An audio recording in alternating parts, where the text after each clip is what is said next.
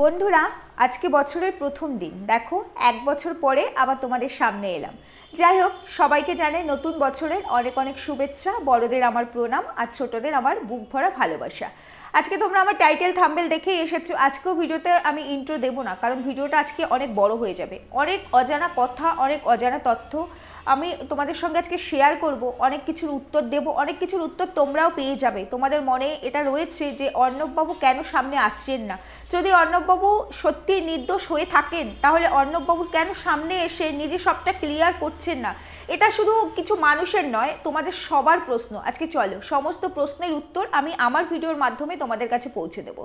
তো যাই হোক, যেটা বলতে চাইছিলাম, যে ইন্ট্রো তো দিলাম না, সবাই আমার সঙ্গে থেকো, পাশে থেকো, আর লাইক কমেন্ট শেয়ার অবশ্যই করো। তো এবার বলছি, এবার আসি যে এই যে অর্ণববাবু, যাকে কিনা তোমরা কেউ কখনো দেখোইনি অন ক্যামেরা। সে সবাই দেখো ক্যামেরা ফ্রাঙ্ক হয় না, সবাই তো সবার তো চ্যানেল থাকে না, সোশ্যাল মিডিয়ার সঙ্গে কিন্তু সবাই ইনভলভ থাকে না। তো সেরকমই অর্ণব মণ্ডলের কিন্তু সোশ্যাল মিডিয়ার সঙ্গে কোনো ইনভলভমেন্ট নেই, কোনো রকমই নেই। তো ওনাকে যার জন্য ওনার কোনো স্ট্রেস পাওয়া যাচ্ছে না, তাই না বলো? কোথাও ওনাকে খুঁজে পাওয়া যাচ্ছে না, মানে সোশ্যাল মিডিয়াতে কোথাও খুঁজে পাওয়া যাচ্ছে না। এবার সেখানে সেই ক্ষেত্রে ধরে দাঁড়িয়ে আমাদের মনে এই প্রশ্নটা আসতেই পারে যে অর্ণব মণ্ডল তার মানে মেরুদণ্ডহীন, যার কারণে যার স্ত্রী আজকে তাকে এতটা অ্যাকিউজ করছে, এত বেশি এলিগেশন আনছে তার এগেনস্টে শুরু থেকেই, অথচ অর্ণব মণ্ডল মানে সামনে এসে কোনো কিছু ক্লিয়ার করছেন না। যদি উনি এতই ভালো হবেন, যদি সত্যি উনি অনেস্ট হবেন, তাহলে কেন উনি সামনে আসছেন? হ্যাঁ, এই প্রশ্ন তো আসবেই, সবার মনেই আসবে। তবে এই প্রশ্নের উত্তর আমি দেবো তোমাদেরকে আজকে। এবার দেখো, বৃষ্টির একটা চ্যানেল আছে, সেই চ্যানেল আমরা সবাই জানি, চিনি, এবং বৃষ্টির চ্যানেলটা আজকের নয়, প্রায় 1.5 বছর হয়ে গেছে। 1.5 বছর ধরে বৃষ্টি এই চ্যানেলে তার স্বামীকে বিক্রি করেছে এবং বলেছে সে তার স্বামীর দ্বারা অত্যাচারিত। মানে সেই অত্যাচার, মানে সেই লেভেলের অত্যাচার, তোমরা বাকি সবটাই জানো, তাই আমি ডিটেলস আর বললাম না। তার সঙ্গে তার শ্বশুর বাড়ির দ্বারাও সে অত্যাচারিত, অনেক কিছুই সে বলেছে। এইবার সে কিন্তু যখন বলেছে যে সে তার স্বামীর দ্বারা অত্যাচারিত, শ্বশুরবাড়ির দ্বারা অত্যাচারিত, একবারও কিন্তু এখানে যেই মানুষটার দ্বারা সে অত্যাচারিত, আমি বৃষ্টির হয়েই কথাগুলো বলছি, যে বৃষ্টি যখন বলেছে বৃষ্টি এত ভালো, ও শ্বশুরবাড়ির দ্বারা অত্যাচারিত, স্বামীর দ্বারা অত্যাচারিত, তাহলে যে মানুষটার দ্বারা অত্যাচারিত আজকে সোশ্যাল মিডিয়ার মতো একটা প্ল্যাটফর্মে এসে যে কিনা লক্ষ লক্ষ কোটি কোটি মানুষের সামনে বলতে পেরেছে যে সে তার এক্স হাজবেন্ডের দ্বারা অত্যাচারিত, সে সিঙ্গেল মাদার, তাই তো? তাহলে সে তার হাজবেন্ডকে এখানে সামনে রিভিল করতে পারেনি কেন? যখন সে এই কথাগুলো বলছিল, আমাদেরকে যখন সে বোকা বানাচ্ছিল, সিঙ্গেল মাদার হয়ে যখন বোকা বানাচ্ছিল, অ্যাকচুয়ালি তো তখন সে সিঙ্গেল মাদার ছিল না, স্বামীর সঙ্গে স্বামীর ফ্ল্যাটেই সে থাকতো। ঠিক আছে, মেনে নিলাম, আমাদেরকে বোকা বানানোর স্বার্থে সে তার স্বামীকে এখানে তার একটা মানে স্বামীকে তার ভিডিওতে আনতে পারেনি, কারণ তাহলে তো আর আমাদেরকে বোকা বানানো যাবে না। কিন্তু স্বামীর তো ছবি ছিলই, তার সঙ্গে 10 বছর সংসার করেছে, তার সঙ্গে অনেক ছবি ছিল, অনেক ছবি আছে। তাহলে সেই একটা ছবি এখানে সামনে দিয়ে কেন দেখাতে পারিনি? এই সেই কালপিট মানুষ যার দ্বারা আমি অত্যাচারিত, তোমরা দেখে নাও, কারণ আমি তো তোমাদের সামনেই সবটা কনফারেন্স করছি, সবটা ক্লিয়ার করছি। সেটা সে পারেনি। ইভেন সে এটাও বলতে পারেনি যে তার এক্স হাজবেন্ডের নাম অর্ণব মণ্ডল, হ্যাঁ বলতে পারিনি। এগুলো তোমরা কোথা থেকে জেনেছো? তোমরা আমাদের মতো কিছু কন্ট্রোভার্সি ক্রিয়েটারদের থেকে তোমরা জানতে পেরেছো যে তার এক্স হাজবেন্ডের নাম হচ্ছে অর্ণব মণ্ডল, এবং তার ছবিও তোমরা দেখেছো, সেটাও কিন্তু খোঁজার দায়িত্ব আমরাই নিয়েছি। এবার তোমরা একটু একটা জিনিস একটু ভালো করে, একটু লজিক্যালি না, একটা সাধারণ মেমোরি দিয়েও তোমরা একটুখানি বোঝার চেষ্টা করো যে আমরা যদি অত ভেতর পর্যন্ত না গিয়ে থাকি, তাহলে তার স্বামী, আজকে আমরা বৃষ্টিকেও চিনি না পার্সোনালি, প্রীতমকেও চিনি না, অর্ণব মণ্ডলকেও চিনি না, কাউকেই চিনি না। শুধু ওদেরও চ্যানেল আছে, আমারও চ্যানেল আছে।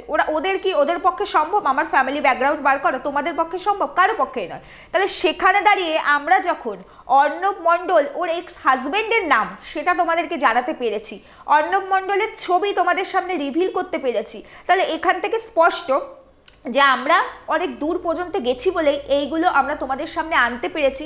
এবং যেই মানুষটাকে নিয়ে এই জিনিসগুলো তোমাদের সামনে বলেছি বা দেখিয়েছি, সেই মানুষটার কোনো জায়গায় গিয়ে পারমিশন ছাড়া তো এগুলো হয় না, কারণ সেও তো ছেড়ে দেবে না।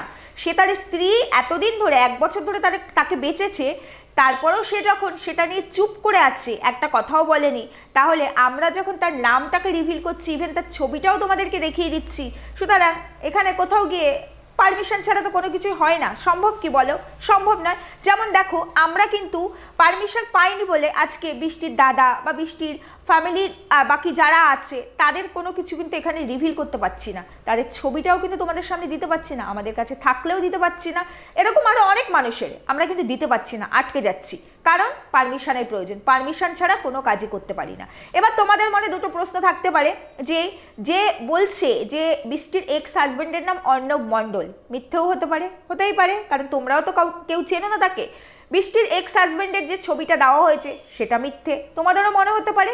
তাহলে এটা যদি মিথ্যে হবে, তাহলে যে মানুষটার হয়ে আজকে আমাদেরকে এখানে এই কথাগুলো বলতে হচ্ছে, মানে এই বৃষ্টি আর প্রীতম, তারা নিশ্চয়ই সাথে সাথে বলতো যে না এগুলো মিথ্যে, এটা অর্ণব মণ্ডল নয়, বা আমার হাজব্যান্ডের নাম, এক্স হাজব্যান্ডের নাম অর্ণব মণ্ডল নয়, এই ছবিটাও অর্ণব মণ্ডলের না। তাহলে পরে সে যখন এটা বলেনি, এখান থেকে এটা পুরোপুরি 100% মানে গ্যারান্টেড যে আমরা যেটা দেখিয়েছি, আমরা যাকে বলেছি সবটাই আমরা ঠিক বলেছি, এবং এখনো পর্যন্ত যেগুলো বলে যাচ্ছি সমস্তটাই ঠিক বলছি। আর ঠিক বলছি বলেই উল্টো দিকে যে মানুষটাকে নিয়ে এতগুলো কথা উঠছে সেই মানুষটা চুপ করে আছে, তাই না? তোমাকে নিয়ে আমি বলি তো, এই ক্যামেরার ওপাশে তুমি যে আছো, তোমাকে নিয়ে আমি বলি তো, তুমি তো চুপ করে থাকবে না? তোমাকে নিয়ে যদি আমি একটা বাজে কথা বলি, তুমি আমায় ছেড়ে দেবে? সবার কাছে সব রকম অপশান আছে, সব রকম, তাদের কাছেও অপশান আছে, আমি তাদের নিয়ে বাজে কথা বললে তারা কিন্তু আমার এগেনস্টে স্টেপ নিতে পারে, মানে যখন তখন, আর সেটার জন্য আমার একটা গুরুতর সাজাও হবে, এটা তো জানো, সব কিছুর জন্যই আইন আছে। তাহলে তারা চুপ করে আছে মানে ওই যে বলেছি না, নীরবতায় সম্মতির লক্ষণ, তার মানে এটা তারা বুঝে গেছে যে আমরা যে কথাগুলো বলছি, আমরা যা কিছু করছি সব কিছুর মধ্যে পুরোটাই সত্যতা আছে, যার কারণে উল্টো দিকের মানুষগুলো কোনো উত্তর দিতে পারছে না, চুপ করে আছে আর নিজেদের মতো করে কন্টেন্ট দিয়ে যাচ্ছে, এর উপরে আর তারা কোনো কথা বলছে না। আমি তোমাদের কাছে এটা ক্লিয়ার করে দিতে পারলাম। এবার কিছু কিছু মানুষ বলছে যে অর্ণববাবু যদি এতই ভালো হবেন তাহলে কেন সামনে আসছেন না, কেন সামনে এসে নিজে থেকে ক্লিয়ার করছেন না। এবার তোমাদেরকে আমি একটু ডিটেলসে বলি বন্ধুরা, আজকে অর্ণব মণ্ডল কিন্তু নিজে এসে কখনো বলেনি যে আমি আমার স্ত্রীর দ্বারা ঠকেছি বা আমার ভাই আমাকে ঠকিয়েছে, বলেছে? বলেনি। তার কোনো চ্যানেল নেই, বা চ্যানেল না থাকার পরেও এতগুলো দিন কাটাছেড়া করা হয়ে গেছে, তারপরেও কিন্তু সে একবারও এসে বলেনি, কিংবা তার ফ্যামিলির কেউ এসে এখানে বলেনি। বলেছে? বলেনি। বলেছে কে? বৃষ্টি। এবার দেখো, আমার একটা চ্যানেল আছে, আমি এখানে ক্রিয়েটার, আমি কাজ করি, বৃষ্টির একটা চ্যানেল আছে, ক্রিয়েটার কাজ করে, এরকম অনেকেরই চ্যানেল আছে, কিন্তু আমাদের ফ্যামিলিতে যেসব মেম্বার্সরা আছে সবাই তো আর চ্যানেল নেই, সবাই তো আর এইটাকে তাদের কাজ নয়। আমি মনে করি এটা আমার প্রফেশন, সবাই তো মনে করবে না। আমি যেই মানুষটার সঙ্গে থাকি, আমার যে হাজব্যান্ড, তার একটা আলাদা প্রফেশন আছে, তার একটা আলাদা জগৎ আছে, সে কিন্তু এই সোশ্যাল মিডিয়া এই জিনিসটা, সে কিন্তু এটাতে এতটা ফ্র্যাঙ্ক না। হ্যাঁ, হতে পারে আমি কাজ করি, সেই সূত্রে হয়তো আমি বলি আমার সাথে একটু রিলস করো না, দু একটা ফটো শ্যুট করো না, সেক্ষেত্রে করতে পারে, কিন্তু তার কিন্তু এটা প্রফেশন নয়, সে তার স্ত্রীর জন্য করে। এই ক্ষেত্রে অর্ণব মণ্ডল কেন করতে পারেনি এই কাজটা? কারণ শুরু থেকেই তো বৃষ্টি অর্ণব মণ্ডলকে বিক্রি করায় ব্যস্ত ছিল। বৃষ্টি তো অর্ণব মণ্ডলের স্ত্রী এই পরিচয়টা দেয়নি, সিঙ্গেল মাদার, আমার স্বামীর দ্বারা আমি অত্যাচারিত। তাহলে অর্ণব মণ্ডলের তার মানে ক্যামেরাবন্দি হওয়ার কোনো এখানে প্রশ্ন আসেই না, যে তার একই ফ্রেমে তারা দুজন একসঙ্গে বন্দি হবে। এটা করতে পারতো বৃষ্টি, তাদের পুরনো অনেক ছবি আছে, সেটা দেখিয়ে এখানে রিভিল করতে পারতো, কিন্তু করেনি। বৃষ্টি কিন্তু নিজের মুখে একবারও বলেনি তার স্বামীর নাম অর্ণব মণ্ডল। কেন বলে তো? কেন বলেনি যে তার স্বামীর নাম অর্ণব মণ্ডল, এক্স স্বামী যার দ্বারা অত্যাচারিত, তার নাম অর্ণব মণ্ডল, এবং এই হচ্ছে আমার এক্স স্বামীর ছবি? কেন বলেনি? কারণ ওই যে কি কারণ জানো? কারণ হলো একটাই, বৃষ্টি এটা জানে যে আমি আমার স্বামীকে বেঁচে দাঁড়াতে চাইছি, কারণ আমার একটা এক্সট্রা ম্যারিটাল অ্যাফেয়ার্স আছে, সেই অ্যাফেয়ার্সটাকে আমাকে পরিপূর্ণতা দিতে হবে, সেই জন্য আমাকে আমার স্বামীকে মানে আমার স্বামীকে ছোট করতে হবে সোশ্যাল মিডিয়ায়, কারণ আমার প্রফেশনটাই হচ্ছে গিয়ে সোশ্যাল মিডিয়া নিয়ে, এবং আমি যার সঙ্গে থাকতে যাচ্ছি তারও সেই যোগ্যতা নেই, তারও এই সোশ্যাল মিডিয়ার মারফতই চলতে হবে, বাঁচতে হবে, এবং আমাকে বেঁচেও তাকে খেতে হবে। সে এটা বুঝতে পেরে গেছিল, এটা তাদের পূর্ব পরিকল্পিত ছিল, যার কারণেই বৃষ্টি কিন্তু এখানে ফাঁক রেখে গেছে যে তার স্বামীর নাম অর্ণব মণ্ডল বলেনি বা স্বামীর কোনো ছবি দেয়নি। এই কারণেই দেয়নি, সে জানতো যে আমি তো মিথ্যে বলছি, আমি তো পুরোটাই মিথ্যে বলছি। এবার সমস্ত তথ্য যদি তুলে দিয়ে মিথ্যে বলি, যে আমি মিথ্যে বলছি কিন্তু তথ্যের সাথে, প্রমাণের সাথে মিথ্যে বলছি, তাহলে পরে তো ফেসে আমি যাব, কারণ আমি যে মিথ্যে বলছি আর এই মিথ্যেকে সত্যি আমি প্রমাণ করতে পারবো না। কি বন্ধুরা, আমি ভুল বলছি? এই কারণে বৃষ্টি এই জায়গায় ফাঁক রেখেছে। যেমন ধরো এই যে বলছি বৃষ্টি খুব অসুস্থ, টিউমার না ক্যান্সার না ক্লটিং, ক্লটিং তো ওরা নিজের মুখে বলেই গেছে ওর মাথায় ক্লটিং আছে, তারপরে টিউমার না ক্যান্সার টাইটেলে দিয়েছে বড় বড় করে, তাই না? অথচ নিজের মুখে বলেনি, কারণ ওরা জানে টিউমার না ক্যান্সার এটা বড় বড় করে হাইলাইট হলে মানুষ অনেক বেশি সিম্প্যাথেটিক হয়ে আমার চ্যানেলে ঢুকবে, কিন্তু আমি মুখে বলবো না আমার কি হয়েছে, আমার এক্স্যাক্টলি ক্যান্সার হয়েছে কিনা। তাহলে পরে আমি যদি কখনো ফেসে যাই আমি বলতে পারবো যে আমি তো আমার জায়গায় ক্লিয়ার, আমার ভিডিওতে তো আমি বলিনি যে আমার ক্যান্সার হয়েছে। এটা হচ্ছে ব্যবসার টেকনিক। এই টেকনিকটা আবার সবার মাথায় ঢোকে না। আমাদের মতো সাধারণ ছাপোসা মেমোরিওয়ালা লোক যারা অন্যের ক্ষতি করতে পারি না, যাদের দ্বারা মনে করি যে আমাদের দ্বারা কারো ক্ষতি তো দূরের কথা, আমরা সম্মান বিক্রি করতে পারবো না, তাদের মাথায় এগুলো ঢুকবে না। কিন্তু এখানে কাজ করতে করতে অনেক কিছু ঘাটতে হয়, তো তখন অনেক লজিক ম্যাজিক অনেক কিছু বেরিয়ে আসে, জানো তো? এটা হচ্ছে ওদের ব্যবসার একটা টেকনিক, এই টেকনিকে ওরা ব্যবসা করে।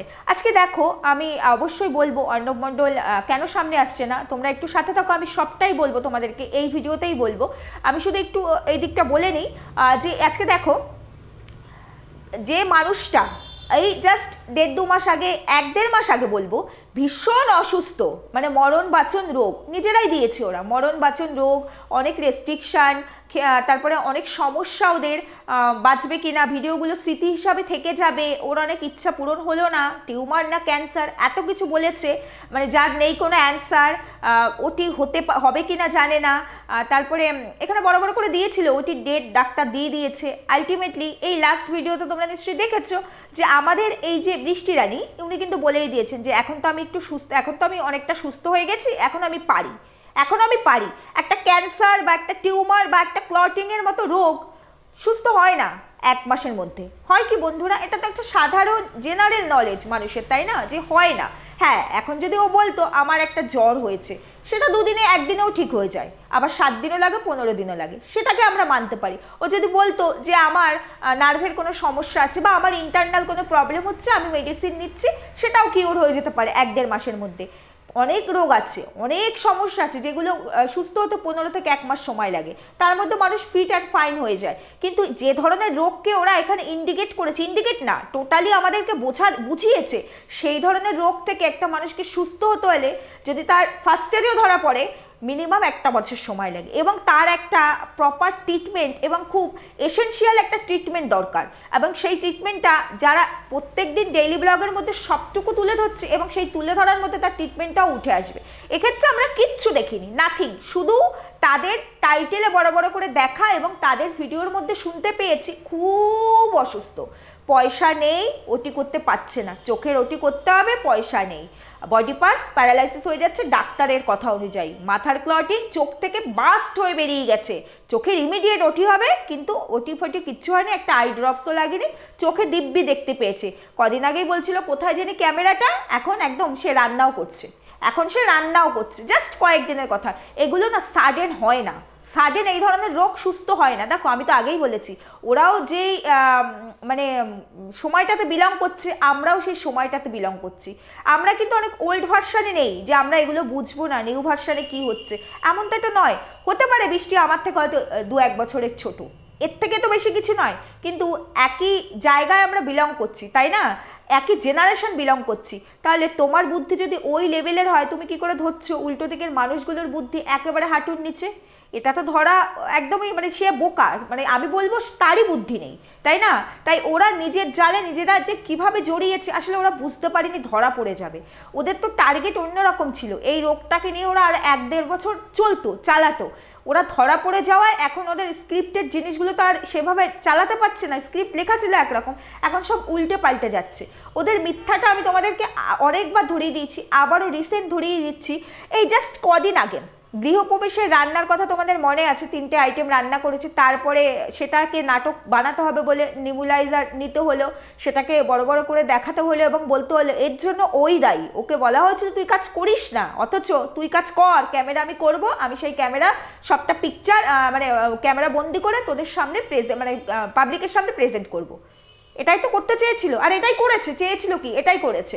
এইবার তখন কিন্তু এই আমাদের প্রীতম বড় বড় করে, তোমাদের নিশ্চয়ই মনে আছে, বলেছিল, অনেক ভাষণ দিয়েছিল যে ডাক্তার বলেছে 3 বছর ও রান্নাঘরে ঢুকতেই পারবে না, কোনোভাবেই সম্ভব নয়। তারপরে ও জোর করে রান্নাগুলো করেছে। এই গৃহপ্রবেশের রান্নার খাওয়া দাওয়া বোধহয় মাসখানেক হয়েছে বন্ধুরা, মাসখানেক হয়েছে। ডাক্তার যাকে 3 বছর রেস্ট্রিকশন দেবে যে সে রান্নাঘরে ঢুকতে পারবে না, ভারী কাজ করতে পারবে না, রান্নাঘরে ঢুকতে পারবে না, মানে গ্যাসের সামনে, মানে আগুনের সামনে যাওয়াটাই তার ভীষণভাবে রিস্কি, মানে তার সে যেতে পারবে না। রেস্ট্রিকশন দিলে রেস্ট্রিকশন মানতে হবে। যার এরকম ভয়ানক একটা রোগ হয়েছে সেই মানুষটা আজকে 20-25 দিনের মধ্যে নিজের হাতে রান্না করছে, নিজের হাতে সংসার গুছাচ্ছে, নিজের হাতে সবজি কাটছে, ইভেন বাজারে গিয়ে ওই ভারী ব্যাগটাও কিন্তু বৃষ্টিকে টানতে দেখা গেছে, হাতে নিয়েছে, যার কিন্তু একটা সাইড প্যারালাইসিস নাকি হয়ে যাচ্ছে। কি বন্ধুরা ভুল বলছি? তার মানে ওরা কতটা মিথ্যাবাদী তোমরা এখান থেকে বুঝতে পারছো। যার 3 বছর রান্নাঘরে ঢোকা বারণ, কাজ করা বারণ, টোটাল কাজ করা বারণ, সেই মানুষটা 6টা মাসও তাকে রেস্টে রাখা গেল না, 1 মাসের মধ্যেই সব চেঞ্জ হয়ে গেল, মানে প্রিয়ার মতো হঠকারী সিদ্ধান্ত। কি আর বলবো তোমাদেরকে। তাহলে ওরা যে কতটা প্রি প্ল্যানিং এক একটা খেলা খেলে, ওদের যে গেম, অ্যাকচুয়ালি ওদের গেমগুলো একটু অন্য ধরনের চলে, ক্রিমিনাল মেন্টালিটি তো, সেইখানে গিয়ে এই আমাদের জন্য ওরা সব দিকে নাস্তানাবুদ হয়ে যাচ্ছে। এই জন্য ওদের না কোনো প্ল্যান সাকসেসফুল হচ্ছে না। ওরা করতে চাইছে একরকম, ওরা মুখ থেকে বলার আগে, ফসকানোর আগে আমরা ধরে ফেলছি বলে ওরা চেঞ্জ করে অন্য টপিক্সে যাচ্ছে, এবার সেটাও ধরে ফেলছি, এই জন্য সবটাই ওদের ঘেটে ঘ হয়ে যাচ্ছে। এই তো 2 দিন আগে বললো যে দেখো আমার চুল, বলছিলাম না এখান থেকে উঠে উঠে যাচ্ছে, এখন ভুরুও উঠে যাচ্ছে। এখন সেই ভুরু ওঠা নিয়ে যখন অনেক কন্ট্রোভার্সি হয়ে গেছে, ভুরু ওঠার পার্ট বন্ধ হয়ে গেছে। এখন কি পার্টে এসছে না, আমি না খেতে পাচ্ছি না, মাথাটা ঘুরছে, জানো উপর উঁচুতে, মানে ওপর দিকে তাকালেও মাথা ঘোরে, নিচের দিকে তাকালেও মাথা ঘোরে। তাহলে তুমি মাঝখানে তাকিয়ে থাকো, আর এমন এক একটা জিনিস দিয়ে রোগকে ইন্ডিকেট করতে চাইছে যে সেগুলোর সাথে রোগের কোনো ম্যাচিংই হয় না, তোমরাই ভেবে দেখো।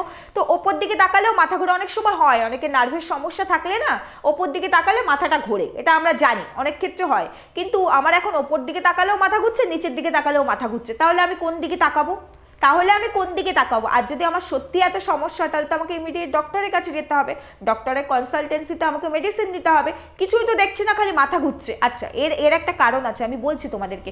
আবার এখন আমাদের এই বৌদির নাকি আবার খেতে ইচ্ছা করছে না, কোনো স্বাদ নেই, কোনো টেস্ট নেই, খাবার খেতে ভালোই লাগছে না, একদমই খাবার খেতে পাচ্ছে না। আমার মনে হয় বৌদি হয় মানে তার দেওরের দ্বারা আবার প্রেগনেন্ট হয়েছে, মানে এটা আমার মনে হচ্ছে, তা না হলে বৌদির নির্ঘাত জন্ডিস হয়েছে। মানে এই যে খেতে পাচ্ছি না, খাবার ভালো লাগছে না, দেখলেই আমার কেমন বমি বমি আসছে, এই বিষয়টা তো প্রেগনেন্সির ক্ষেত্রেই হয় মেয়েদের, আর তা না হলে পরে জন্ডিসের ক্ষেত্রে হয়। কারণ মানে আমি ধরে নিতে পারি এখান থেকে যে হয় বৌদি প্রেগনেন্ট, তা না হলে বৌদির নিশ্চিত একেবারে জন্ডিস হয়েছে। তো ঠাকুরপোকে বলবো বৌদির একটু ব্লাড টেস্টটা করে নিতে, তার সঙ্গে আরেকটা কিট এনে প্রেগনেন্সি টেস্টটাও করে নিতে। কারণ একবার তো প্রেগনেন্সি দিয়ে শুরু হয়েছিল নাটকটা, তো আবার এই নাটকের জন্য আবার প্রেগনেন্সিকে বোধহয় হাইলাইট করতে হবে এখানে, আমার তাই মনে হচ্ছে। কারণ নতুন নতুন করে রোজ স্ক্রিপ্ট লিখতে হচ্ছে, ওদেরও খুব কষ্ট হয়ে যাচ্ছে। যাই হোক, গেল তো এটা গেল। এবার বৌদির নাকি একদম খেতেই ইচ্ছা করছে না, তোমরা নিশ্চয়ই শুনেছো, বৌদি একদম খেতে পাচ্ছে না, বৌদি খেতে ভালো লাগছে না। অথচ বাপের বাড়িতে যখন গেল, লুচি আর আলুর দমটা বলছে মায়ের হাতে রান্না আমি খেতে পারি। যার খেতে ইচ্ছা করবে না সে কোনো কিছুই খেতে পারবে না, যেমন যে খেতে পাচ্ছে না, যার রোগের জন্য নাকি খেতে পাচ্ছে না, সে কোনো কিছুই খেতে পারবে না। হ্যাঁ, মায়ের হাতের রান্না আমরা সবাই ভালোবাসি, মায়ের হাতের রান্না হলে সবাই আমরা একটু বেশি খাই, কিন্তু ওইভাবে খাই? বৌদি কিভাবে খাচ্ছিল নিশ্চয়ই দেখেছো। সেখানে তার বাচ্চাটা অর্ক যখন বললে তোমরা দেখেছো তো, বৌদি কিন্তু একটুও বাচ্চাটাকে দিল না, নিজেই খেলো। প্রীতম মহারাজকে দেখলাম আবার একটুখানি 1 কামড় দিয়ে দিল লুচি আর আলুর দম, তাই না? ওখানে বৌদি খেতে পাচ্ছিল। কিন্তু ইডলির ক্ষেত্রে যে না 7টা ইডলি নিয়েছি, 5টাই অর্ক খাবে, আমি 1টা খাবো। 2টো নিয়েছে বৌদি, আমি 1টা খাবো, এই 1টা খেয়ে আমার আর ইচ্ছা করবে না, আমার খেতে পাচ্ছি না, ভালো লাগছে না আমার খেতে। আর আমার তো বাইরের খাবার খাওয়া বারণ, প্রত্যেক দিন তো দেখি অয়েলি ফুডই খায়, এত পরিমাণে তেল মশলার খাবার খেতে দেখি, সিনেমা দেখতে গিয়ে রেস্টুরেন্টে খেতে দেখি, বাইরে ম্যাক্সিমাম দিনই তো দেখি ইডলি আনা হয় বাড়িতে, বাইরের খাবার খাওয়া হয়। তারপর সেদিন আবার ফিশ ফ্রাইটা ওখানে 1টা গরম করেছে, আমরা কি দেখতে গেছি? অন ক্যামেরা 1টা দেখেছি, অফ ক্যামেরা 2টো ছিল কিনা বা 3টে ছিল কিনা দেখেছি। এখন দেখাবে না তো, এগুলো তো দেখাবে না। যাই হোক, এবার ইডলির ক্ষেত্রে বলি, 5টা ইডলি বাচ্চাটাকে সাজিয়ে দেওয়া হলো, ও 1টা খেলো। 5টা ইডলির মধ্যে হাফটা বাচ্চাটা খেয়েছে, বাকি 4.5টের খবর কিন্তু আমরা জানি না যে ওটা বাচ্চাটাই খেয়েছে কিনা, না ও খেয়েছে, কারণ ওই বাচ্চাটার পক্ষে 5টা ইডলি খাওয়া পসিবল বলে আমার মনে হয় না, আমার মনে হলো না, কারণ আমাদেরও তো বাচ্চা কাচ্চা আছে, সেই ক্ষেত্রে ধরে বলছি আর কি। তো এই সমস্ত নাটক আর চলবে না বৌদি, একটু অন্যরকম সলিড কিছু, মানে সলিড মানে কি, যেটা মানে আমাদেরও ভাবতে একটু সময় লাগবে সেরকম কিছু ভাবো, সেরকম কিছু ভাবো। এইসব জিনিস তো মানে পড়ার আগেই আমরা ধরে ফেলছি, একটু নতুন করে নতুন কিছু ভাবো। আর যদি প্রেগনেন্সিটাকে হাইলাইট করতে হয়, ওই কিটের মধ্যে আলতা লাগিয়ে বা লাল কালির পেন দিয়ে দাগ দিয়ে এনো না, বুঝতে পেরেছো? ওই আমাদের প্রিয়া রানীর মতো লাইভ প্রুফ দেখিও। প্রিয়া রানীকে দেখেছো তো, লাইভ প্রুফ দেখাতে হয়েছে এখানে, তোমাদের পরিস্থিতি এখন সেই দিকেই যাচ্ছে। যাই হোক, এবার বলবো অর্ণব বাবু কেন সামনে আসছেন না। বন্ধুরা, চ্যানেলটা বৃষ্টির, ক্রিয়েটার চ্যানেল, বৃষ্টি সোশ্যাল মিডিয়াকে ভালোবাসে, তাই নিজেকে বিক্রি করেছে, সম্মানকে বিক্রি করেছে, চুল বিক্রি করেছে, সুস্থ শরীরটাকে, বৃষ্টির কিচ্ছু হয়নি, একটা জ্বরও হয়নি, আমি তোমাদেরকে আবারও বলছি, সুস্থ স্বাভাবিক একটা জীবনকে ক্যান্সারের সঙ্গে রিলেট করিয়েছে, ক্যান্সারের সঙ্গে রিলেট না, ক্যান্সার হয়েছে এটাই বহু মানুষকে বলেছে, শিলিগুড়িতে বলেছে, দুর্গাপুরে বলেছে, এর প্রমাণও আছে, আমি তুলেও দিতে পারবো জায়গা মতো, কারণ এখানে তুলে দিয়ে তো লাভ হবে না, যদি জায়গা মতো কখনো যেতে হয় নিশ্চয়ই তুলে দেবো। এবার বলছি অর্ণব মণ্ডল, অর্ণব বাবু, সে কিন্তু এখানে নেই, সে কিন্তু তার স্ত্রী তাকে এতভাবে ব্লেম করার পরও সে কিন্তু এখানে কোনোভাবে এসে বলেনি যে আমার স্ত্রীর দ্বারা আমি নির্যাতিত, বলেছে? বলেনি। এই যে তোমরা যারা বলছো না অর্ণব বাবু কি মেরুদণ্ডহীন, তোমরা একবার একটুখানি লজিক্যালি ভেবে দেখো, বৃষ্টির কথায় তার স্বামী তাকে এতটা টর্চার করতো, মানে সেটা মারাত্মক হারে, মানে এর থেকে এর ওপরে আর কোনো টর্চার হয় না, মানে মেরে ফেলাটা একরকম, মেরে ফেললাম, কিন্তু ওকে যেভাবে মারতো ওর কথায়, সেটা মেরে ফেলার থেকেও ডেঞ্জারাস, তাই কি না? তো সেখানে দাঁড়িয়ে যেভাবে ও বলে গেছে বৃষ্টি, সেই জায়গায় অর্ণববাবু যদি অতটাই খারাপ হবে বা তার 1%ও যদি খারাপ হবে, সে কি সহ্য করতো তাকে নিয়ে এই ধরনের আজে বাজে কথা বলে গেছে? সে যখন মারার মতো এত কিছু করার মতো সাহস রাখতে পেরেছিল, 10 বছর ধরে তার স্ত্রীর উপর এইভাবে অত্যাচার চালাতে পেরেছিল, এবং তার স্ত্রী বা স্ত্রীর পরিবারের লোকজন অপারক ছিল জামাইয়ের এগেনস্টে বা স্বামীর এগেনস্টে একটা কেস করতে, একটা স্টেপ নিতে, সেখানে এই মুহূর্তে দাঁড়িয়ে সে কোনো স্টেপ নিচ্ছে না, তার স্ত্রী এত আজে বাজে কথা বলে যাচ্ছে, যে মানুষটা এত খারাপ হবে, সে মানুষটা এক নিমেষে এইগুলোকে শেষ করে দিতে পারতো। যে খারাপ হবে সে কিন্তু মানবে না, সে তো খারাপ, সে তো ডেসপারেট, সে তো এগুলোই করবে, তাই না? কিন্তু সে করেনি, কিন্তু সে কিচ্ছু করেনি। কেন করেনি? কারণ সে অত্যন্ত ভদ্র একটা লোক, ভীষণ ভদ্র একটা মানুষ বলে সে ভেবেছে আমার স্ত্রী যেটা করছে করুক, আমি এখানে অন ক্যামেরা এগুলোকে নিয়ে কাটাছেড়া করবো না, কারণ আমার একটা আলাদা জগৎ আছে, আর সেই জগতে আমার একটা রেপুটেশন আছে, সোশ্যাল মিডিয়ায় আমি ইনভলভ নই। বৃষ্টি তার এক্স হাজব্যান্ড দ্বারা অত্যাচারিত, এক্স হাজব্যান্ডের নামটাও বলেনি, বৃষ্টি তার ছবিটাও এখানে দেয়নি, কিন্তু আমরা যখন এটাকে খুঁজতে গেছি, আমরা তো অ্যাকচুয়ালি ওর এক্স হাজব্যান্ডকে খুঁজতে যাইনি, বা প্রীতম ওর দেওর হয় কিনা সেটাও কিন্তু আমরা জানতাম না, আমরা কিন্তু কিচ্ছু জানতাম না, আমরা খুঁজতে বেরিয়েছিলাম বৃষ্টির রোগটাকে, যে রোগ নিয়েও মিথ্যে বলছে যখন আমাদের চোখে পড়লো। এবার রোগটাকে বার করতে গিয়ে বৃষ্টির এই নোংরা সাইডটা বেরিয়ে এসেছে, এবং সেখান থেকে জানতে পেরেছি যে প্রীতম বৃষ্টির দেওর হয়, অর্ণব মণ্ডলের ভাই হয়। এবার বৃষ্টির এক্স হাজব্যান্ড কে, সেটাকে খুঁজতে গিয়ে অনেক মানুষ এগিয়ে এসেছে, অনেক মানুষ এগিয়ে এসেছে, অনেক তথ্য প্রমাণ তুলে দিয়েছে, অনেক মানুষ নিজে থেকে এসেছে, অনেক মানুষ যোগাযোগ করেছে, এবং তারা প্রয়োজন পড়লে সাক্ষী দিতে 1 সেকেন্ডও তাদের সময় লাগবে না, 1 সেকেন্ডও না।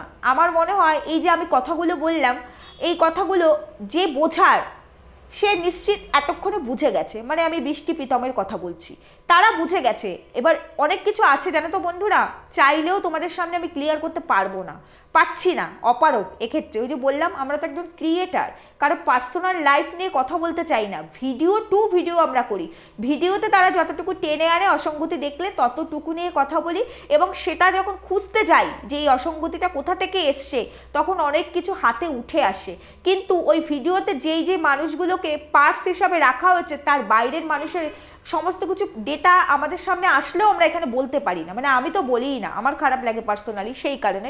এবার এগুলোর দেওয়ার প্রয়োজন পড়লে সেই জায়গা মতো নিশ্চয়ই দেবো, আর এতটা জোর আছে বলেই না লাগাতার একটা মানুষকে নিয়ে এত কথা বলে যাচ্ছি, নাহলে শুধু শুধু কোনো মানুষকে অ্যাকিউজ করা যায় না, কারণ আমাদের নিজেদেরও ভয় আছে। আরে আইডি তো আইডি একটা গেলে আরেকটা করা যায়, জীবন তো অন্যরকম, তাই না? আমাদেরও তো জেল হবে, আমি মিথ্যা কথা বলছি, আমারও তো জেল হবে, আমারও তো কেস হবে, অপর পক্ষ অপারেন্ট পার্টি আমার ছেড়ে দেবে? আমার নামে কেউ মিথ্যে বললে বা আমার নাম ধরে কেউ বাজে কথা বললে আমি তাকে ছেড়ে দেবো? আমি সাথে সাথে স্টেপ নেব। তো সেটা তো আমিও জানি আমার ক্ষেত্রে হবে। আমার কাছে প্রুফ আছে এবং বৃষ্টি প্রীতম সেটা খুব ভালো করে বুঝতে পেরে গেছে কোন জায়গা থেকে দুয়ে দুয়ে চার হয়েছে। সেই কারণে ওরা চুপ, দেখেছো তো, ওরা পুরো চুপ, পুরো সাইলেন্স।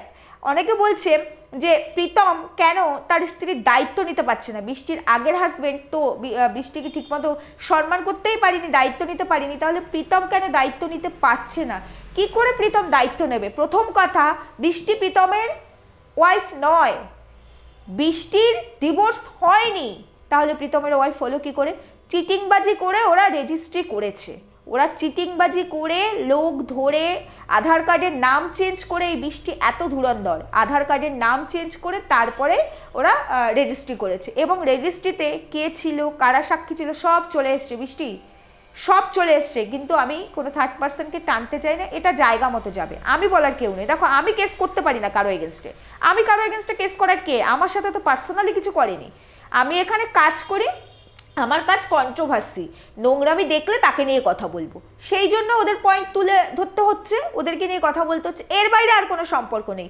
এবার সেটা নিয়ে একটা জিনিস নিয়ে যখন কথা বলতে যাই তার সত্যতা তো যাচাই করতেই হবে, তখন অনেক দূর পর্যন্ত যেতে হয়। তো বৃষ্টি, বৃষ্টি বুঝতে পারছে যে আমি ঠিক কত দূর চলে গেছি, কত কিছু আমার হাতে আছে, তোমরা হয়তো বুঝতে পারছো না, কিন্তু বৃষ্টি বুঝতে পারছে বলে না চুপ করে আছে। এখন দেখো, রোগ নিয়ে কথা বলছে না, এক্স হাজবেন্ড নিয়ে কথা বলছে না, অত্যাচার নিয়ে কথা বলছে না, এক্স শ্বশুরবাড়ি নিয়ে কথা বলছে না, এখন কিন্তু বলছে না, এখন আবার অন্যরকমভাবে স্ক্রিপ্ট লিখছে, অন্যরকমভাবে স্ক্রিপ্ট লিখছে।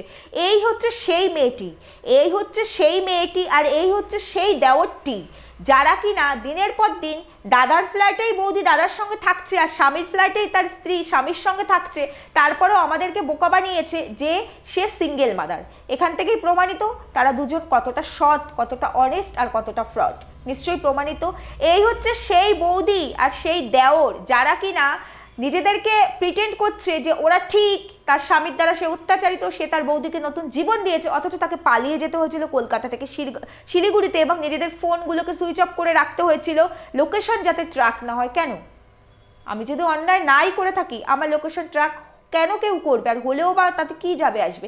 এই যে আমি কথাগুলো বলছি, আমি কোনো অন্যায় করছি না বলে নির্ভয়ে কথাগুলো বলছি, তো এর এগেনস্টে যদি আমার এগেনস্টে কেউ যদি কোনো স্টেপ নেয়, আমি জানি আমি নিজেকে প্রুফ করতে পারবো, হাজার হাজার প্রুফ আছে, সেই কারণে বলছি। তাহলে আমি ভয় পাবো কেন? তাহলে ওরা কেন ভয় পেল? যে স্বামীর দ্বারা সে অত্যাচারিত, সেই শ্বশুরবাড়ির থেকে 40 থেকে 45 ভরি সোনা নিয়ে সে পালালো কেন? পালালো কেন? সোনাটা তাহলে ছেড়ে যেতে পারতো, সে তো অত্যাচারিত। সব থেকে বড় কথা, মেয়েটি এতই ভালো আর তার দেওরটি এতটাই ভালো, তাহলে ডিভোর্স না করে একটা নোংরা সম্পর্ক থেকে বেরোলো কেন? সম্পর্কটা তো নোংরা ছিল তার এক্স হাজবেন্ডের সঙ্গে, ডিভোর্সটা দিয়েই বেরোতে পারতো, কেন দিতে পারলো না? কেন দেওরের সঙ্গে পালিয়ে যাওয়ার দিন পর্যন্ত স্বামীর সঙ্গেই থাকতে হয়েছিল, স্বামীর করা বাজার দিয়ে রান্না করেই খেতে হয়েছিল? কেন? কেন? স্বামী তো বাজে, স্বামী তো খারাপ। কি তোমাদের কাছে মনে হচ্ছে না যে স্বামী এত খারাপ হবে, তার স্ত্রী সেই স্বামীর বাড়ির থেকে দেওয়া 40 ভরি গয়না নিশ্চয়ই তার স্ত্রীর কাছে রেখে দেবে না, আর তার স্ত্রী সেটা নিয়ে পগার পার হয়ে যাবে না? স্বামী খারাপ। অনেক তথ্য বলবো আজকে তোমাদেরকে, অনেক কিছু বলার আছে, একটু হয়তো ভিডিও বড় হবে, কিন্তু একটা ভিডিওতে জানি না এত কিছু বলে উঠতে পারবো কিনা। যাই হোক, এবার অর্ণববাবুর কথাতে ছিলাম, কত কথা চলে আসলো যে অর্ণববাবু কি মেরুদণ্ডহীন, অর্ণববাবু কেন সামনে আসছে না? অর্ণববাবুর একটা ফেস ভ্যালু আছে, সবাই তো সোশ্যাল মিডিয়ায় থাকে না, প্রত্যেকেরই একটা আলাদা আলাদা জগৎ থাকে। তিনি একটা মাল্টি ন্যাশনাল কোম্পানিতে একটা অনেক বড় র্যাঙ্কে আছেন, আমি নামটা বললাম না, তিনি কি পোস্টে আছেন সেটাও আমি জানি, বললাম না, তার অফিস কোথায় সেটাও আমি জানি, কিন্তু বললাম না, এগুলো এখানকার পার্টস নয়। এবার তার সেখানে একটা ফেস ভ্যালু আছে, অনেক বড় একটা ফেস ভ্যালু আছে তার। সেখানে দাঁড়িয়ে তিনি এই সমস্ত নোংরামিকে, এই ধরনের নোংরামিকে আরও ছড়াতে চায় না, যে আমি সোশ্যাল মিডিয়া আসলাম, এটা নিয়ে আরও 5টা মানে কন্ট্রোভার্সি হবে, বা এটা নিয়ে আরও 5 জন কথা বলবে। সব থেকে বড় কথা, তার কথা হলো আমার বাচ্চাটা আছে, আমার বাচ্চাটা আজকে, তার মা খারাপ, সে তো বুঝতে পারছে না, বুঝতে পারছে না তার মা খারাপ, সে ছোট। এবার আমি যখন উল্টো দিক থেকে এই কাজগুলো করতে যাব সোশ্যাল মিডিয়ার মারফত এসে, তখন আমার বাচ্চাটার আরও ক্ষতি হবে, কারণ তাকে বড় হতে হবে, এখানেই বেঁচে থাকতে হবে। আর তার সব থেকে বড় দুর্বল জায়গা হচ্ছে তার বাচ্চা। সে তার বাচ্চাকে ভীষণ ভালোবাসে। ওই যে বললাম তোমাদেরকে এর আগের দিনের ভিডিওতেই, যে যেদিন ওরা পালিয়ে যায় সেদিনও সে নিজের হাতে তার বাচ্চাকে দুপুরের খাবারটা খাইয়েছিল। তার বাচ্চাটাকে সে এতটাই ভালোবাসে এবং সে চায় না তার বাচ্চার কোনো ক্ষতি হোক, বা তার যে ওয়াইফ তাকে সামনে থেকে পেছন থেকে সব দিক থেকে ছুরি মেরে বেরিয়ে গেছে তারও কোনো সেভাবে হেনস্থা হোক।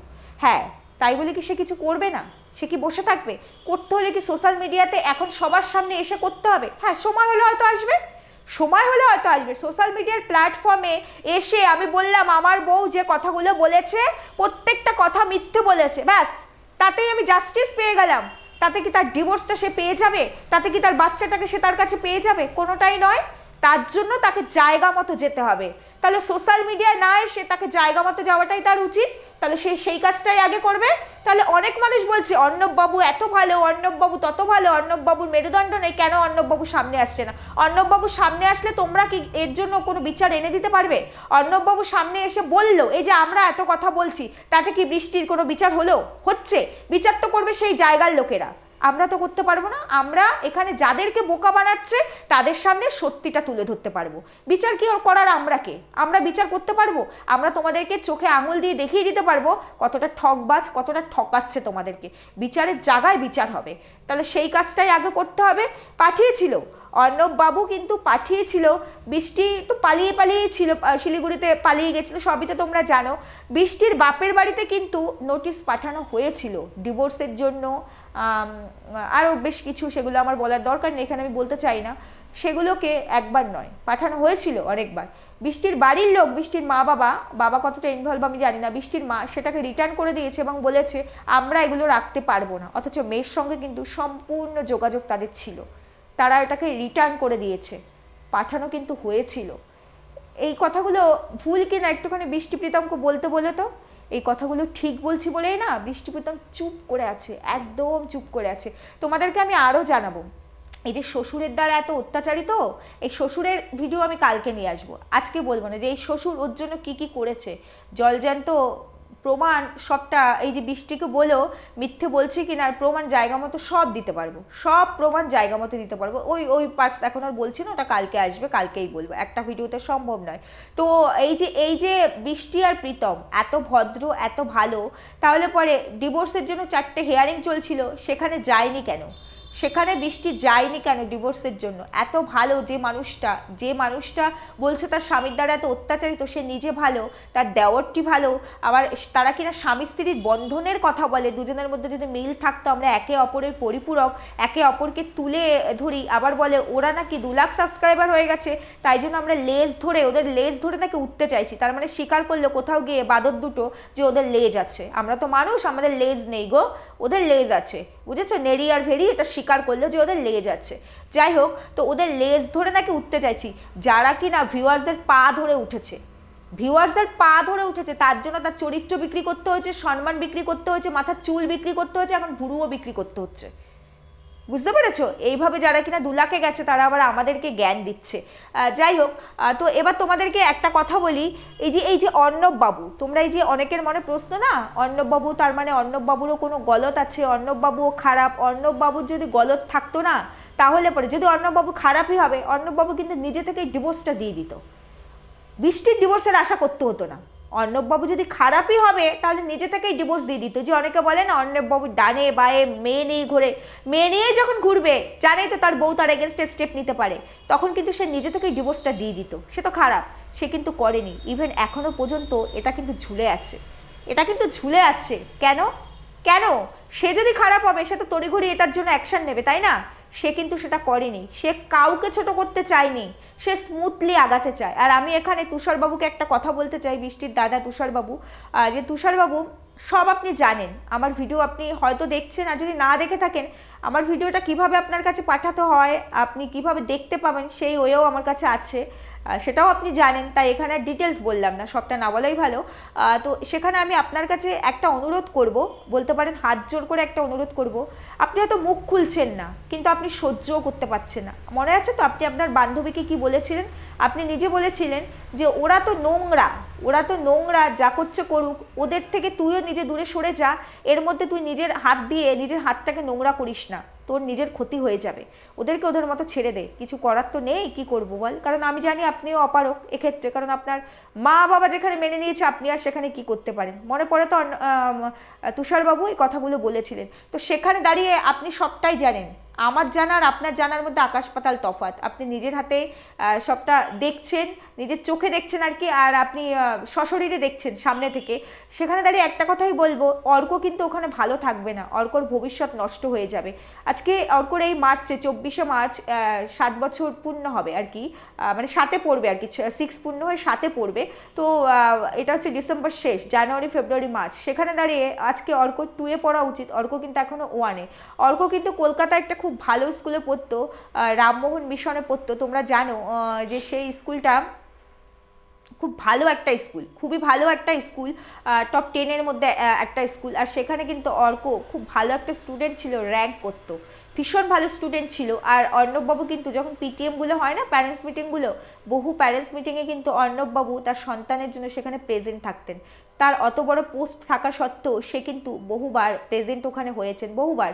হ্যাঁ, প্রয়োজন হলে সেই স্কুল থেকেও মানুষজন কিন্তু এসে এখানে সাক্ষী দেবে, টিচার্সরাও কিন্তু এসে দাঁড়াবে।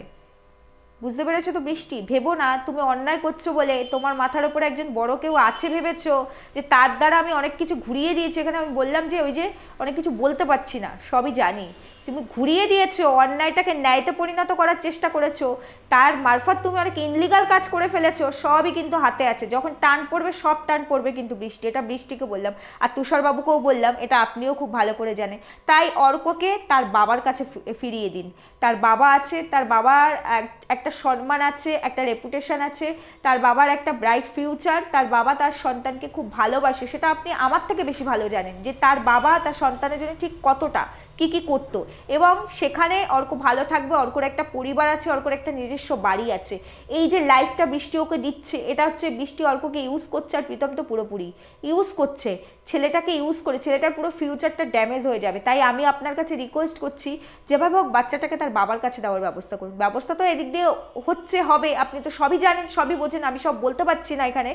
তারপরও আপনাকে বলবো, অন্তত আপনি নিজে থেকে এর জন্য একটা কিছু ব্যবস্থা করুন, কারণ আপনি সব কিছু আমার থেকে বেশি ভালো জানেন, বেশি ভালো বুঝতে পারছেন। এখানে আপনার বোন বা তার এখন প্রেজেন্ট যে আছে দেওর, কারণ আমি বলবো বিয়েটা লিগাল নয়, ইনলিগাল, তাই লিভিং পার্টনার, তারা কেমন কি বৃত্তান্ত সব তো আপনি জানেন। তাই এই ক্ষেত্রে একটা ছোট শৈশবকে ধ্বংস করে দেবেন না, তার পুরো ভবিষ্যৎ সবটা শেষ হয়ে যাবে। কারণ এই মায়ের কাছে থাকলে সে ভালো থাকতে পারবে না, ভালো হবে না তার। আর এই মায়ের তো দ্বিতীয় নিশ্চয়ই কোনো ইস্যু আসবে, তো সে তো তার জীবনটা সুখে শান্তিতে কাটাতে পারবে, বাচ্চাটার কিন্তু সব শেষ হয়ে যাবে। এটুকুই আপনাকে আমার বলার ছিল পার্সোনালি। এবার তোমাদেরকে বলি, তোমরা নিশ্চয়ই এতক্ষণে বুঝে গেছো যে অর্ণব মণ্ডল কেন ক্যামেরার সামনে আসেনি এতদিন পর্যন্ত, কেন আসছে না। হয়তো আসবে, তার জন্য সময় দিতে হবে, তার জন্য সময় দিতে হবে। তোমাদের তো বলেছি, তোমরা সব জানতে পারবে, সোশ্যাল মিডিয়ার প্ল্যাটফর্মে জানতে পারবে, তবে এই মুহূর্তে নয়। এই মুহূর্তে সোশ্যাল মিডিয়া অর্ণববাবুকে কোনো জাস্টিস এনে দিতে পারবে না। জাস্টিসের জন্য যেই যেই জায়গা দরকার সেই জায়গাতেই তাকে যেতে হবে। আর এই যে তোমাদেরকে বলছি একটা কথা, যে এই যে রেজিস্ট্রিটা করেছিল না বৃষ্টি, রেজিস্ট্রিটা যে বৃষ্টি করেছে, ও তো ইনলিগাল ওয়েতে করেছে। তো আর কি বলবো, এখানে আমি বলতেও পারছি না। যাই হোক, এখানে একটা অনেক বড় বললাম না, অনেক কিছু তো ওরা ফাঁক রেখে গেছে। একটা প্রি প্ল্যান যদি গেম থাকে না, তো সেই গেমটাকে সাকসেসফুল করার জন্য বেশ অনেকগুলো দিনের জন্য ওয়েট করতে হয়। ওরা সেই ওয়েটটা করেছে, ওরা দুজনে সেই ওয়েট করেছে, যার কারণে আজকে তোমাদেরকে একটা কথা বলি, আমি যখন শুরুতে ভিডিও করতাম, নেগেটিভ ভিডিও বৃষ্টি প্রীতমকে নিয়ে, তখন কিন্তু আমি এত কিছু জানতাম না, ভিডিও ধরেই ভিডিও করতাম। এবং সেই মুহূর্তে একটা কথা বলেছিলাম যে অর্ণব মণ্ডলের সঙ্গে হয়তো বৃষ্টি রেজিস্ট্রি ম্যারেজ হয়নি, সোশ্যাল ম্যারেজ হয়েছে, যার কারণে বৃষ্টি সেকেন্ড টাইম রেজিস্ট্রি করতে পেরেছে। কারণ কারো একবার রেজিস্ট্রি থাকলে ডিভোর্স না করে সেখানে আরেকজনকে বিয়ে করা যায় না, রেজিস্ট্রি করা যায় না। এটা সত্যি কথাই। অর্ণব মণ্ডলের সাথে বৃষ্টির রেজিস্ট্রি ম্যারেজ হয়নি, সোশ্যাল ম্যারেজ হয়েছিল। এই ফায়দাটাই বৃষ্টি আর প্রীতম মানে বৌদি এর ঠাকুরপো খুব ভালোভাবে নিয়েছে। এবং এটা কোনো কথা নয়, তার সঙ্গে 10 বছর সংসার করেছে, তাদের বাচ্চা আছে, বিয়েটা বিয়েই, লিগালিটির সঙ্গেই এটা বিয়ে। আর আগেকার দিনে, এখনকার দিনে এইসব ডিভোর্স, এইসব রেজিস্ট্রি এর সার্টিফিকেট হয়। আগেকার দিনে তো আজ থেকে 20-25 বছর আগেও কিন্তু এগুলোর প্রয়োজন হতো না, সোশ্যাল ম্যারেজটাই গ্র্যান্ড হতো। এখনকার দিনে এইসব বেশি হয়, এই যে পরকীয়া, লিভিং, ডিভোর্স, সংসার করবো না, যার কারণে এটা একটা আইনি প্রসেসে আনার জন্য এগুলোকে চালু করা হয়েছে। আর এখনকার দিনে এগুলো প্রচুর পরিমাণে হচ্ছে। আজকে বিয়ে হচ্ছে তো কালকে ডিভোর্স, দেখতেই তো পাচ্ছি। মানে বিয়ের জন্য একটা সার্টিফিকেট যে আমরা দুজন স্বামী স্ত্রী এক হলাম, আবার আমরা ছাড়াছাড়ি হয়ে গেলাম, তার জন্য একটা সার্টিফিকেট। এটা আইনত প্রয়োজন সরকারি খাতায় রাখার জন্য। সেই জন্য বললাম এই ফায়দাটা কিন্তু ওরা নিয়েছে। তবে এই ফায়দা নিয়ে ওরা যে কত বড় ফাঁসা ফেসে গেছে সেটা ওরা বুঝতে পারেনি। এবং রেজিস্ট্রিটা করেছিল কিন্তু অর্ণব মণ্ডলকে লুকিয়ে। এটা তোমরা জানো, দেবস্থিতি ভিডিও থেকে সবটাই জেনে গেছো, লুকিয়ে করেছিল। এবার কেউ কেউ বলছে না যে কেন, মানে আমার হাজব্যান্ডের কথা বলছি, যে আমাকে কিছু বললে পরে আমার হাজব্যান্ড সেটা নিয়ে কথা বলতে আসে, তার স্ত্রীকে সে প্রোটেক্ট তো করবেই, তার স্ত্রীর সম্মান সে রক্ষা করবে অবশ্যই অবশ্যই। কারণ আমার এরকম কোনো ব্যাকগ্রাউন্ড নেই, আমার এরকম কোনো হিস্ট্রি নেই। আমি আমার স্বামীর সঙ্গেই সংসার করি। আমার কোনো পরপুরুষের প্রতি কোনোদিনও কোনো অ্যাট্রাকশান ছিল, বা তার দ্বারা আমি মানে বলতে পারো মানে আমার অন্য কাউকে ভালো লেগেছে, বা আমার হাজব্যান্ডের বা আমাদের ফ্যামিলি ব্যাকগ্রাউন্ডে এ সমস্ত কিছু নেই বলে আমার স্বামী জোর গলায় কথাগুলো বলতে পারে, এবং আমার স্বামীর হয়েও আমি জোর গলায় কথাগুলো বলতে পারি। বৃষ্টি প্রীতমের ক্ষেত্রে সেটা তো নয়, ওরা তো ইনলিগাল কাজ করেছে। আজকে দেওরকে বিয়ে করুক বা অন্য কাউকে বিয়ে করুক, স্বামী খারাপ ঠিক আছে, স্বামী খারাপ দেওরকে বিয়ে করেছে, বা স্বামী ভালো তবুও আমার অন্য কাউকে ভালো লেগেছে, এটা অনেক ক্ষেত্রেই তো হয়। স্বামী খারাপ হলেই যে অন্য কাউকে বিয়ে করে স্বামীকে ডিভোর্স দেয় এরকম তো নয়। স্বামী থাকতেও অনেকের এরকম সম্পর্ক দেখি আমরা। সেক্ষেত্রে ডিভোর্সটা দিয়ে যদি বেরিয়ে যেত তাহলে কিন্তু এগুলো কিচ্ছু হতো না, তাহলে কিন্তু আমরা জানতেও পারতাম না যে প্রীতম ওর দেওর হয় কিনা, বা কে বা কী। কারণ এতদিন তো এগুলো নিয়ে কথা বলিনি, জানতামই না। ও রোগটাকে ও এমনভাবে প্রেজেন্ট করতে চেয়েছে, ওই এক রোগেই ওকে ফাঁসিয়ে দিয়েছে। ও যদি এত মূর্খামিটা না করতো, ক্যান্সারের সঙ্গে যদি রিলেট না করতো, অন্য কোনো রোগ দেখাতো, সাধারণ কোনো রোগ, তাহলে হয়তো সেক্ষেত্রে ধরাটা পড়তো না, আমরা বুঝতে পারতাম না। কিন্তু এমন জায়গায় নিয়ে যেতে চেয়েছে ব্যবসার খাতিরে, যার কারণে ওরা ধরা পড়ে গেছে। আর এটা ইনলিগাল বলেই, ওরা তো লিভিংয়ে আছে, ওরাও জানে ওরা রেজিস্ট্রিটা ইনলিগাল ওয়েতে করেছে। এবং এটা নিয়ে যখন টানা হেঁচড়া হবে না, যখন টানটা পড়বে, তখন মাথা সমেত সব চলে আসবে, ওরাও জানে। তখন যে ওদের কি হবে, বাকিটা আমি এখানে বলতে পারছি না বন্ধুরা, সরি, আমি অপারক। তো তখন যে ওদের কি হবে ওরাও জানে, যার কারণে ওদেরকে হজম করা ছাড়া আর কিচ্ছু করার নেই। কারণ প্রীতমের কাছে কোনো প্রুফ নেই যে তার স্ত্রী সত্যি তার স্ত্রী। প্রীতমের কাছে কোনো প্রুফ নেই যে সে অন্যায় করেনি তার বৌদিকে বিয়ে করে। প্রীতমের কাছে কোনো প্রুফ নেই যে তার দাদা তার বৌদির উপর অত্যাচার করতো। উল্টো দিকে অর্ণববাবুর কাছে অনেক প্রুফ আছে যে কিভাবে এরা এদের অর্ণববাবুর পিছনে ছোড়া মেরেছে, যার কারণে প্রীতম আর বৃষ্টি চুপ করে আছে। যতই তুমি তাদের হয়ে কথা বলো না কেন, আর যতই তুমি চিৎকার করে বলো না কেন, প্রীতম তুমি কেন চুপ করে আছো, তুমি কেন বলতে পারছো না, আমি তোমাদেরকে একটা কথাই বলবো যে এটা সম্ভব নয়, এটা পারবে না। কেন জানো? কারণ ওরা জানে, কারণ প্রীতম খুব ভালোভাবেই জানে যে অন্যায়টা ওরা করেছে, দাদার পিছনে ছুরিটা ওরা মেরেছে, স্বামীকে ছোড়াটা ওরা মেরেছে। স্বামী কোনো অপরাধ করেনি, আর স্বামী যে অপরাধ করেনি তার একটা নয় 1000টা প্রুফ সে দিতে পারবে, সে নিজেকে প্রুফ করে দিতে পারবে। একজন নয়, হাজার হাজার মানুষ তার পাশে দাঁড়িয়ে যাবে। কিন্তু ওরা যে নোংরা, ওরা যে অসভ্য, সেটা প্রমাণ করার জন্য ওই 1000-এর থেকে বেশি লক্ষ মানুষ পাশে চলে আসবে। কারণ বৃষ্টির ছেলে যে স্কুলে পড়তো সেখানে যা করে এসেছে, বৃষ্টির যে মানে কি ঘটনা, আমি তোমাদেরকে কোনটা রেখে কোনটা বলবো, তারা আসবে। যে অ্যাপার্টমেন্টে থাকতো সেখানকার লোকজন আসবে, শ্বশুরবাড়ির আশেপাশের লোকজন তো আছেই, ইভেন দুর্গাপুরে ওর যে বাপের বাড়ি সেখানকার লোকজন আসবে, আর শিলিগুড়ি, টোটাল শিলিগুড়ি চলে আসবে। এইটুকু জায়গার মধ্যে ওরা ছিল আর কি, টোটাল শিলিগুড়ি চলে আসবে। তাই ওরা জানে যে ওরা কিভাবে ফেসেছে, যার কারণে ওদেরকে লুকিয়ে লুকিয়ে থাকতে হচ্ছে, পালিয়ে পালিয়ে। আর এখন এসছে বাবা মার কাছাকাছি শেল্টারে থাকার জন্য, তাই না? বাবা মার কাছাকাছি একটা শেল্টারে থাকার জন্য, যে কোনো বিপদ হলে একটা ফোন করলেই টুক করে বাবা মা চলে আসতে পারবে। জানে, যার মেয়ে অসুস্থ বলে নাকি দুর্গাপুরে আসলো আপনজনের কাছে আর কি, যার মেয়ে এত অসুস্থ, বাবা মা তাকে নিয়ে আসলো মেয়েকে তাদের কাছে রাখবে বলে, অথচ দেখো যেই মেয়েটা 3 বছর রান্নাঘরে যাওয়াই বারণ, গ্যাসের সামনে আগুনের সামনে, সেই মেয়েটা নিজের হাতে রান্না করছে, বাবা মা পাশেই থাকে। কেন? 6টা মাসও পাচ্ছে না মা বাবা সামলে দিতে? ওদিকে বলে রান্নার লোক, কাজের লোক রাখা আমার পক্ষে এখন সম্ভব নয়। ওদের পক্ষে কিছুই সম্ভব নয় ভিউয়ার্সদেরকে শুধু বোকা বানানো সম্ভব। ওদের পক্ষে কিছুই সম্ভব নয় সবাইকে লাত মেরে লক্ষ লক্ষ টাকা লুটে পুটে নেওয়া সম্ভব। বুঝতে পেরেছো তো? অথচ ওদের পক্ষে সম্ভবই নয়, সম্ভবই নয়। যে গল্পটা বানিয়েছিল না, যে প্রীতম শিলিগুড়িতে গিয়ে যে ওর দাদার লক্ষ লক্ষ টাকা লোন চলে, 1 টাকাও লোন চলে না, যথেষ্ট স্বাবলম্বী সে। অর্ণব মণ্ডল যথেষ্ট স্বাবলম্বী, আমি আর কি বলবো। অর্ণবদা নিশ্চয়ই আমার ভিডিও দেখেন, আমি আগেও বলেছি অর্ণব মণ্ডল নিশ্চয়ই আমার ভিডিও দেখেন, দেখে হয়তো হাসছেন, আমার তাই মনে হচ্ছে দেখে হয়তো হাসছেন।